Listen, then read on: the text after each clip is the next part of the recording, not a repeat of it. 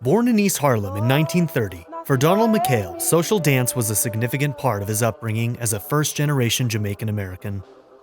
Without any formal training, and after insisting he be given an opportunity to participate despite his lack of experience, McKayle completed an audition to study at the new dance group. To his surprise, he was awarded a scholarship to begin his dance training in his senior year of high school. He studied Afro-Caribbean dance, modern dance techniques, ballet, Haitian, Indian, and tap dance forms with other noted teachers of the day. McKayle, however, was always interested in choreography.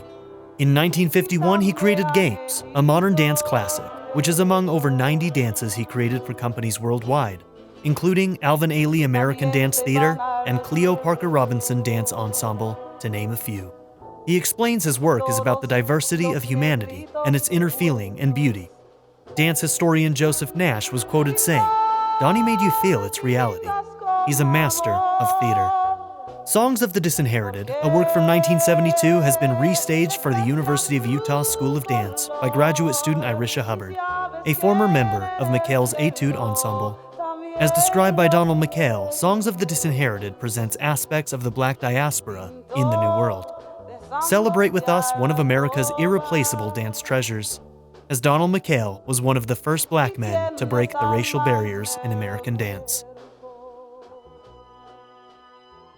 Songs of the Disinherited is a work that Mr. McKayle choreographed in 1972 for his Los Angeles-based company, the Inner City Repertory Dance Company. This work is truly a work that reflects the African diaspora and this idea of coming to the new world. When I explain it to my students, I like to start by just the title, Disinherited, and what that means, and thinking of those stories of people from my own culture whose voices and stories were not heard, and how do we as performers and artists bring these stories back to the forefront. It's really emotional. There's a lot of weight that each piece holds itself, and there's this section in Shake Your Life where we start to clap.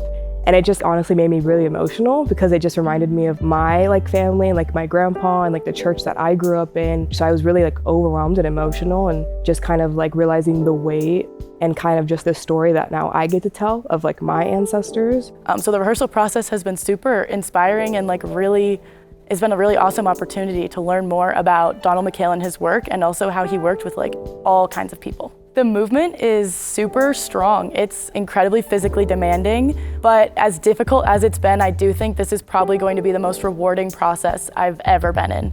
I'm just excited for people to come and see what the students have been working on. They've invested so much into this process, and I think it's important not only for them to be able to showcase the spectrum of work that they're capable of doing, but also it's important to continue to bring Black stories to the stage, and also stories not just of Black trauma, but Black liberation. So I hope that people will enjoy this performance, and I'm just honored to continue to bring Mr. McKayle's legacy and works to life.